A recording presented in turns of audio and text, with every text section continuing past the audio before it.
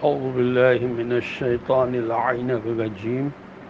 بسم الله الرحمن الرحيم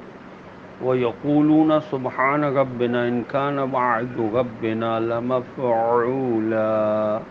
اللهم صل على محمد وآل محمد وعجل فرجهم السلام علیکم ورحمۃ اللہ وبرکاتہ۔ اللہ تبارک و تعالیٰ کا شکر ہے کہ میں نے سورہ بنی اسرائیل جو قرآن مجید کا 17 نمبر کا سورہ ہے، اس کی آیت نمبر 108 کی تلاوت کا شرف حاصل کیا، جس کا ترجمہ یہ ہے، اور وہ کہتے ہیں کہ پاک ہے ہمارا رب اور ہمارے رب کا وعدہ پورا ہوا۔ یعنی تمہارے ایمان نہ لانے سے قرآن کی حقانیت پر کوئی حرف نہیں آتا۔ قرآن کے انسانی فطرت و ضمیر کی آواز ہونے کے ثبوت کے لیے یہ بات کافی ہے کہ اس آواز کو پاک فطرت والوں کی طرف سے پذیرائی ملی ہے۔ یہ تعریف اہل کتاب کے حق پرست طبقے کی ہے، اگرچہ وہ اسلام سے ابھی پوری طرح واقف تو نہیں ہوئے تھے، مگر خدا کی معرفت سے سرشار تھے۔ ایسے صاحبان معرفت جب قرآن سے روشناس ہوئے ہوں گے تو قرآن پر ایمان لائے بغیر ہرگز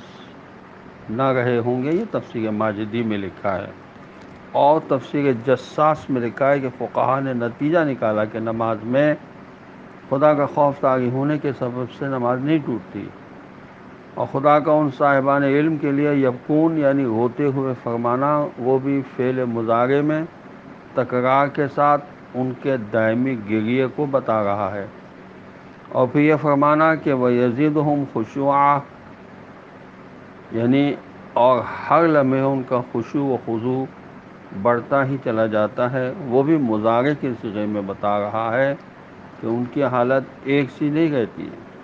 بلکہ وہ ہمیشہ کمال کی بلندیوں کی طرف بڑھتے ہی چلے جاتے ہیں، اس لیے ان کا خضوع و خشوع ہر دم بڑھتا ہی چلا جاتا ہے۔ ہمیں یہ بتایا گیا ہے کہ کن لوگوں سے مشورہ ہمیں لینا چاہیے۔